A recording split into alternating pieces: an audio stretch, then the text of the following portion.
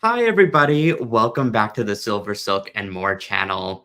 It is time to get warm, cozy, and bubbly with today's project. We are going to be making the champagne toast necklace, which is absolutely stunning, worn either by itself or you could wear it in layers like you would fall attire, if you will. Now, speaking of fall attire, we're going to be working with hollow mesh today, which is brilliant. Just the way that it fits over the beads, it's like wearing a warm, cozy sweater for your beads. And what could be better than that? So for this class, we're going to be learning how to work with hollow mesh. We are going to be learning how to professionally finish the ends so that you have a completed design head to toe. And we'll also be talking about a complimentary necklace in case you do want to layer it. But real quick, if you enjoy the content on this channel, please make sure to hit that subscribe button and give this video a giant thumbs up and to share it with your community and friends out there that enjoy jewelry making. All of that stuff is so important and it is keeping the creative channel growing bigger and bigger. And it's especially great for Silver Silk, which is basically just a self-owned company, and I do everything behind the scenes, including making the product, which I'm so excited to talk to you guys with the hollow mesh. And so let me go ahead and flash over to the actually finished design piece here while I do a switcheroo with my camera. And we're just going to dive right in, get into our tools and materials. So first, we'll need a pair of cutters. I use a company called Lindstrom, and I use these to cut through a lot of things that I probably shouldn't, but I do anyways because they are a super strong, very sharp pair of pliers. And this is going to be great for cutting through the silver silk, as well as the beading wire that we will use later on. We'll need a pair of chain nose pliers. I use a company called Weber's. Very, very cool company and amazing products, tools specifically. I've also got a pair of round nose pliers. I don't think I'll actually be using them today, but I kind of like to have them on hand just in case, because it's like having another spare hand in case I need to reach into a little tight spot. And then finally, you will need a pair of crimp pliers. I'm going to be using the Zoran crimpers. There are so many different types of crimp pliers out there, and it really truly is your preference, I would think, because of the type of beading wire that we're going to be using specifically today. I would recommend using either the blue-handled ones or the Zoran ones and not the magical crimpers, as they require a little bit of a thicker beading cord, beading wire to make them crimp properly. So today we're just going to be making a simple folded crimp, and I'll show you guys how to do that pretty easily. All right, let's get into our materials for this design. So we are going to be using some 4mm fire polish beads that look like this.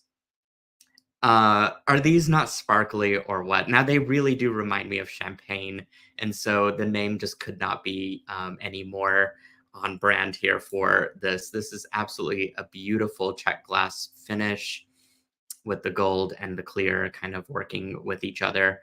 And so you'll see how well it layers, in fact, with the mesh as we talk about it here in a second. And speaking of, actually, we're going to talk about it right now. The Silver Silk Hollow Mesh. Now, I wouldn't have ever thought that like a bright orange and a yellow would pair well together, but and not scream at you, right? Because the colors are kind of loud. But that's the beauty of hollow mesh. When you fill it with a type of color or bead or something that has a different finish or polish, it really transforms into something else completely. You'd almost even think that this is some sort of a textile that you lay over something to get a whole different color or finish out of it. But there it is together. And of course, you've seen the necklace example. But let's talk a little bit about hollow mesh. I carry up to 6 lines of silver silk. And this is just one of the different types of lines that I have, which is again called hollow mesh, which basically is what it says. It is a hollow mesh cording or tubing, I guess, completely hollow. made with needles that stitch around a singular piece of wire into this amazing, like heavily detailed, but still flexible and very supple knitted wire chain. And if you are wanting to really ooh and ah, let me blow your mind with this. Here is the actual little apparatus that I use to stitch this together. These needles basically zoom around and it stitches the wire into that beautiful chain that you see here. Pretty mind blowing, isn't it? Now, I can't show you the rest of the machine, unfortunately. It is too large, but I did want to show you that particular little instrument that makes this cording. And the inside is about 4.5 to 5 millimeters, give or take. You can always expand it with a knitting needle if you're wanting to get like bigger beads in there. Or you could even, draw it down with either a draw plate or a smaller knitting needle and just stretching it out. I recommend that you kind of figure out what sort of beads and stuff you want to fill in first and then, work backwards from there. In this case, we're just going to be using the check glass that's 4 millimeter size. And so we don't really need to expand the chain in this particular circumstance because these will fit in quite nicely into that inner diameter there. The color that I'm using specifically is called bronze. And right now I've got about just over 20 colors to choose from.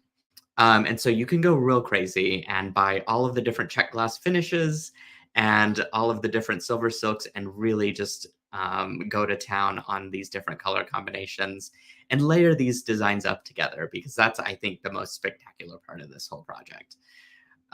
So I'll quit talking about that because I can go on and on about silver but I do want to get through the list here. We've got the cord ends and other findings. So here are the cord ends. As you could see that they have that knitted wire pattern on them. And these cord ends were specifically designed for the hollow mesh as well. So that inner diameter is going to match pretty well the diameter of the chain whenever it's all kind of pushed in together. And it's got a little hole at the top so you can pass in craft wire or beading wire or just whatever you want to, even leather cord in some circumstances. And of course, it has that SS engraving in it for you knowing that it comes from SilverSilk, which really, it's actually important because all of my findings have 5 layers of plating on them. And I've got 6 different colors. But this plating technology, it's unmatched. I don't know how else to describe it. It's unmatched in the industry. These take a very long time, if never, to tarnish. And I'm just always blown away by just how you guys craft with it and always, just elevating the entire quality of SilverSilk.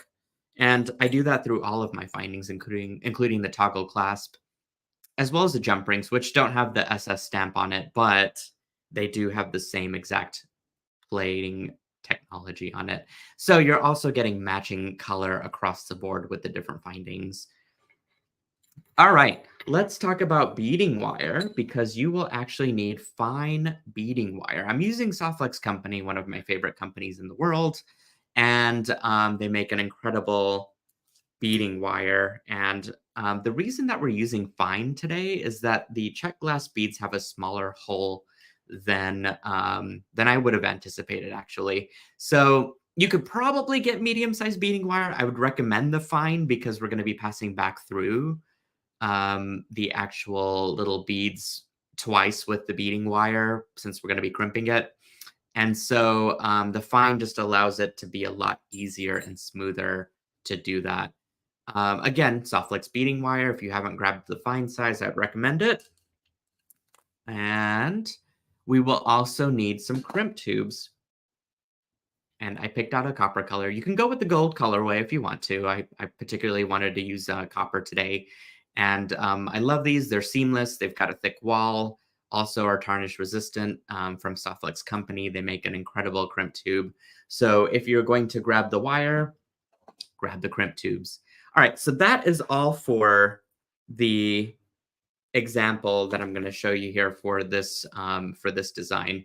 All those ingredients are going to be used to create this, and I'm going to show you a very specific tip on how to get this all nice and packaged out into the cord end there in a little bit. But if you are in the mood to make a secondary strand to go with your design, these are some of the ingredients that you will need.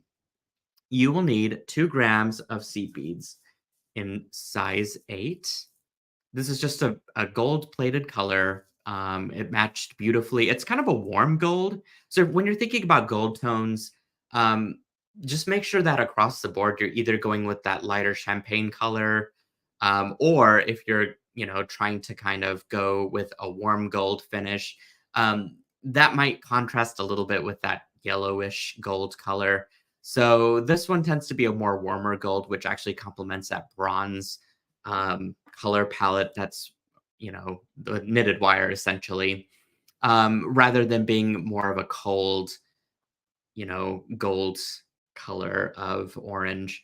And this is going to be showing more than it would, for example, the beads that I showed you, which are going to be covered up later. This is what I'm talking about. This is like that yellow gold, but we are going to cover it with warmer colored hollow mesh, which sort of tones down that color. We're not covering anything with the seed beads. They're going to be left exposed. And so you want your seed beads to be complementary to the design. Let's see. We've got some beading wire, which I just showed you earlier. We'll need some of that. Oh, the check glass 6mm fire polish. Now check out this color. Is that not wild or what? It is wild. I think it's wild. I didn't used to be, believe it or not, a huge fan of purple, but I've come to love it. It's the brand color. It has so much meaning behind it. And it's sort of grown on me as a pure, like, seasonal color. And if I see this with turquoise, if I see it with orange, if I see it with certain colors, it just gets me going in the best way. It gets me warm and bubbly, if you will. And so I'm delighted that this was matched to the necklace that we're going to be making today. So I recommend having some of these out. And that's sort of again, the fun part is to go through your bead stash and pick out things that you normally wouldn't, or stuff that you just might have that you haven't been able to use yet. And match it to the SilverSilk Hollow Mesh. All right, and then lastly, you will need some findings. Now, this is revolutionary because for those of you who have kept up with my tutorials, you know that clasps are not on my wheelhouse. It's not that I hate clasps, it's just that I'm never prepared and don't have them on hand. This tutorial, I think y'all are very lucky because I do have them on hand. But you'll need a couple jump rings and, of course, a lobster claw. Again, the lobster claw and the jump rings are from the SilverSilk Findings collection, which means that they have the same plating. And so I recommend whenever you are looking for other findings and stuff out there, just keep aware that the colors from different companies might vary a little bit. And mine, if you buy them within the actual store, they're going to be all consistently plated the same. All right, now that I've done all of my thorough explanation of the materials, you can always skip past that if you're watching the replay. Let's get into the instructions and let's put this baby together. The first thing is that we want to measure out the length of our hollow mesh, or you could work with this in a couple different ways. You could either measure the hollow mesh out first, or you can pre-string, which is what I did, your beads onto your fine-sized soft flex beading wire in the size of the necklace that you want. Now, I have got a 21-inch necklace that I want to put together. So I went ahead and zoomed through the whole, stringing beads on here and just got right down to it to where we could just cut the hollow mesh once we measured up to this. So I'm just going to kind of work this all around, and I'm going to match it to the length of my beaded necklace here. So again, let's just, for the sake of having all this on camera, sometimes a little difficult to do, especially with the longer necklaces, you guys know. Um, okay, I'm gonna cut it about right there. Now, here's how to cut this stuff because you don't want to go down and just chomp it all off. Why? Because it's gonna be smashed on one end, and you're not gonna be able to get that beaded segment through it.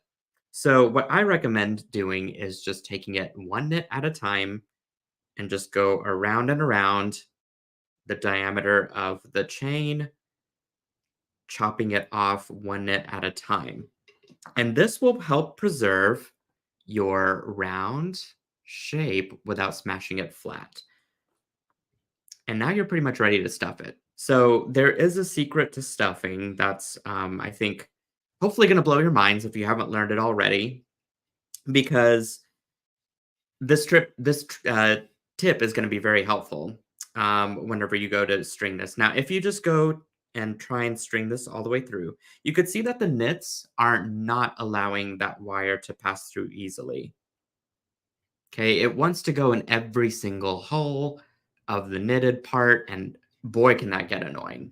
So, what I'm going to do is grab a crimp. I'm going to string that crimp through the wire, and I'm going to go ahead and make myself a little loop here. The only thing I'm not going to do is crimp it. The reason for this is that that little dull loop will pass through my chain without going through any of the knits. Okay, just like that. Pretty easy, pretty spiffy if I do say so myself.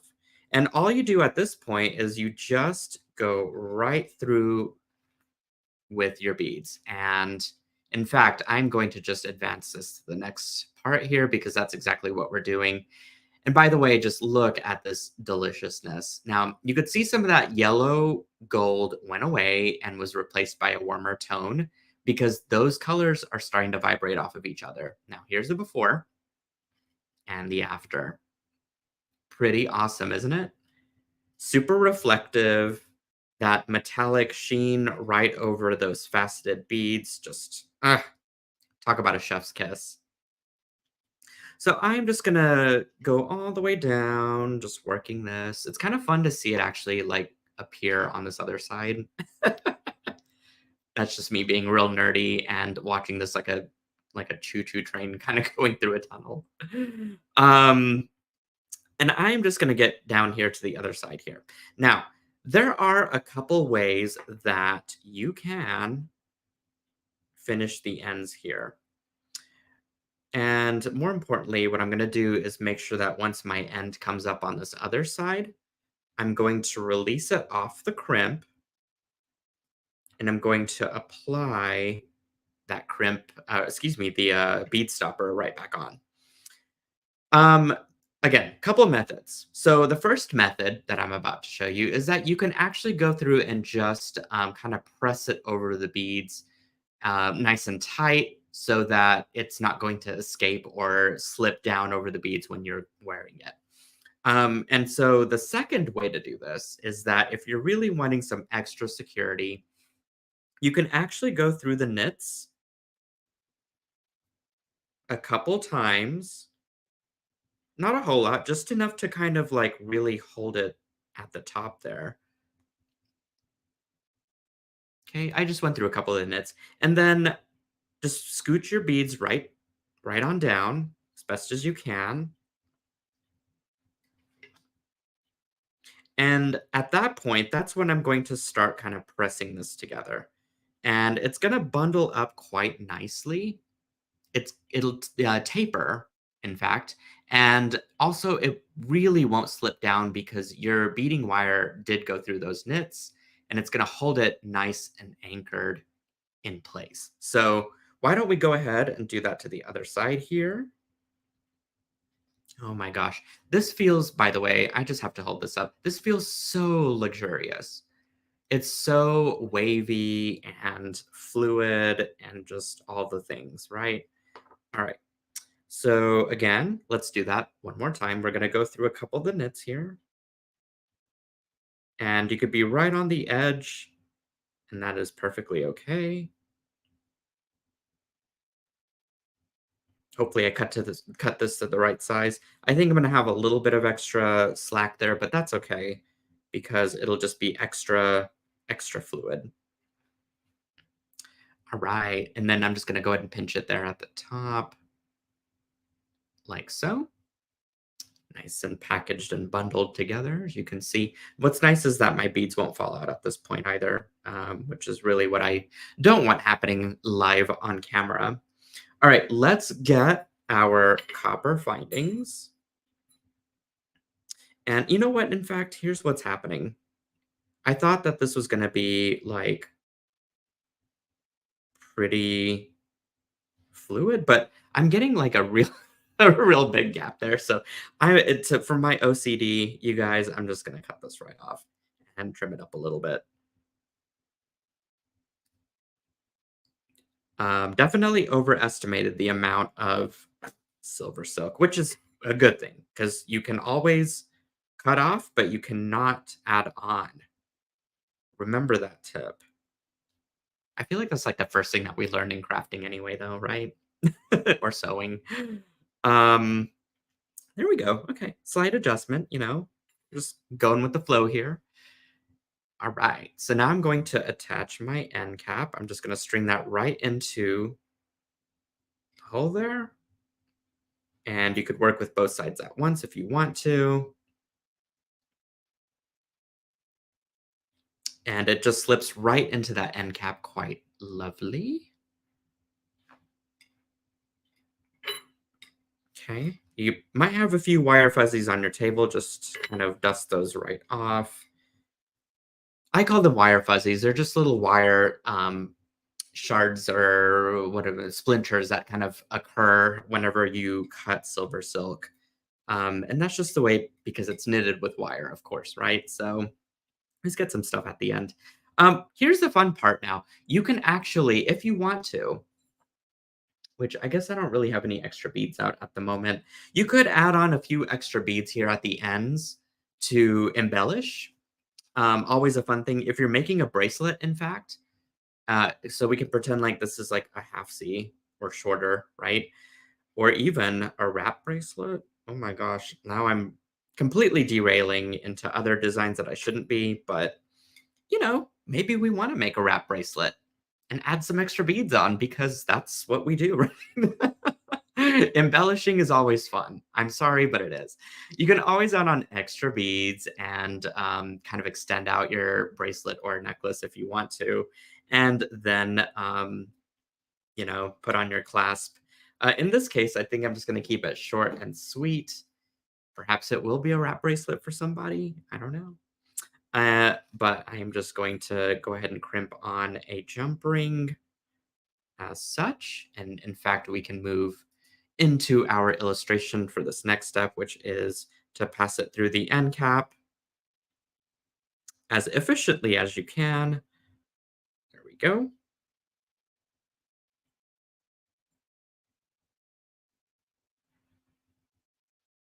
Okay, as such. And you want to make sure that you have about a 2 millimeter loop within your Softflex wire because that'll allow your jump ring and your toggle to move around. And I guess the word of today is fluid. You really want your design to be nice and fluid and not stiff, especially where hollow mesh is concerned, because A, it won't feel good whenever you're wearing it, and B, it won't lay correctly. So just try and keep it nice and, fluid, but not super loose to the point to where it's going to have large gaps, as I was sort of dealing with earlier. Okay, I'm just going to go in with my Xeron crimpers and make a folded crimp as such.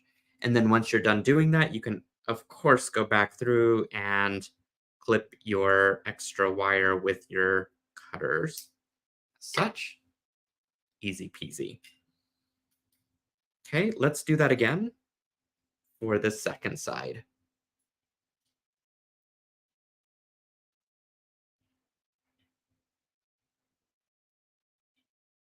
Okay, string on your crimp, string on your jump ring, go back through the cap, and come out just wherever. You don't even have to be precise. It's all going to be hidden in the cap anyway. You do want to make sure that your design is nice and tight at least, but just go ahead and come out through the cap as you would. It's gonna clip off anyways. We're gonna cut that right off. All right, let's go in and crimp our design here, or crimp our bead to make our design. Perfect. Okay, there we are. And finally, we can cut this. And the last step here is really to attach our clasp. So I'm going to go in with my chain nose pliers, open up my jump ring, string on one side, close, and do the same with the other. And that's basically the gist of the hollow mesh portion of today's necklace. Very easy. It's nice to not overcomplicate a design with too many techniques because really, this is one of those pieces that the color just speaks for itself, right? And that's really sometimes just what it takes to make an outfit work. But should you want extra, because we've always got options here at SilverSilk, you can always layer it again with another complementary design. So we've got those beautiful warm gold seed beads that we strung onto some soft flex wire and crimped the ends and attached our findings, our jump rings, and our lobster claw clasp. But just look at this color combination. Now, purple and orange are complementary colors, so they just work so well together. I'm sorry that this is like the worst way to present this. But we kind of finished and assessed step 6 and step 7. So in fact, I'm just going to go straight back into this full view and show you guys what that really looks like in real life. And pictures are one thing, but seeing it in real life is another. And now I've got like 2 pieces that are silver silk. Beautiful. So, my friends, that is today's design. Let me flash that picture for you one more time. And I want to thank you for joining me in today's project, which I hope you will leave here feeling warm and bubbly, because I know I do. Puts me in the mood for champagne, maybe? I don't know. We'll see. We'll see. The night is young, right? Guys, if you enjoy this content and want to see more of it, please hit that thumbs up button and subscribe to the channel. Tell your friends about Silver Silk and more. You can always do any of your shopping at silversilkonline.com. You can check out the video description below for the full list of materials, or you can go to the SilverSilk video tutorial tab over on silversilkonline.com. And there we've actually got a blog with written instructions that you guys can read through and get some tips and tricks out of that. There's illustrations to show you each step, in fact. And we've been working very hard behind the scenes to make sure that we keep up as much as we can with the SilverSilk education part of our company. So with that, I hope you feel creative, invigorated, and have some new ideas. And guys, I also want to give a special shout out to Miss Danielle Wicks of Danielle Wicks Jewelry for providing this amazing project for us to learn from today. And I will see you guys at the next tutorial.